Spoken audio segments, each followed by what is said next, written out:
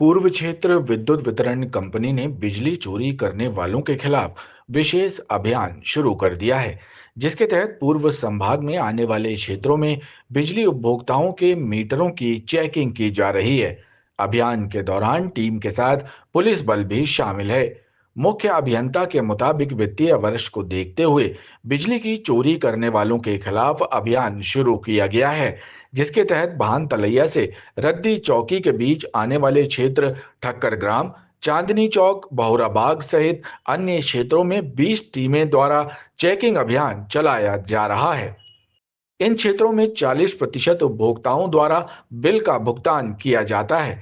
वहीं 60% उपभोक्ताओं द्वारा बिजली चोरी भी बड़े पैमाने पर की जा रही है, जिसको लेकर अभियान चलाकर मीटरों की चेकिंग करने के बाद बिजली उपभोक्ताओं से निर्धारित बिजली बिल का भुगतान लिया जाएगा। उपभोक्ता द्वारा भुगतान नहीं देने वालों पर बिजली अधिनियम के तहत वैधानिक कार्रवाई विद्युत कंपनी द्वारा की जाएगी।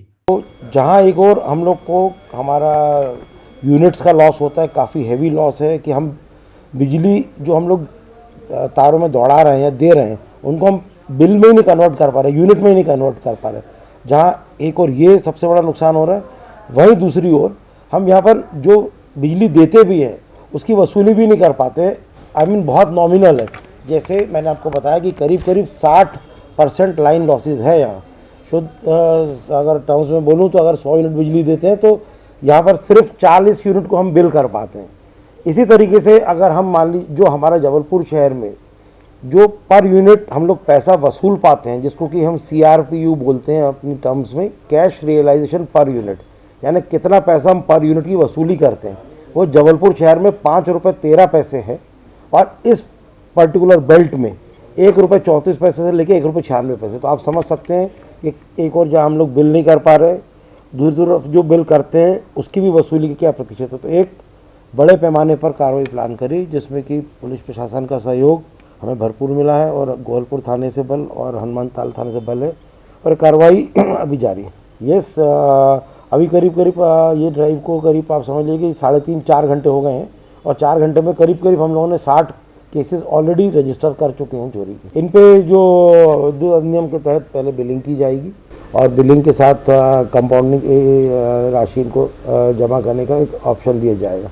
और अगर वो नहीं करते हैं और जब समयावधि बीत जाती है तो फिर इनको कोर्ट में प्रोड्यूस करा जाएगा और उसके बाद फाइनली कोर्ट में हम कोशिश करेंगे इनको बिजली चोरी के केसेस में सजा देगा। आप ये समझ लीजिए कि इस एरिया का जो ये संभाग है पूर्व संभाग, तो पूर्व संभाग में औसतन जो हमारी डिमांड रहती है, जो कि टोटल हम लोग डिमांड यानी बिल के बाद जो पैसा बनता है वसूलने का, वो करीब करीब 6-6.5 करोड़ रुपए इस मंथ में था।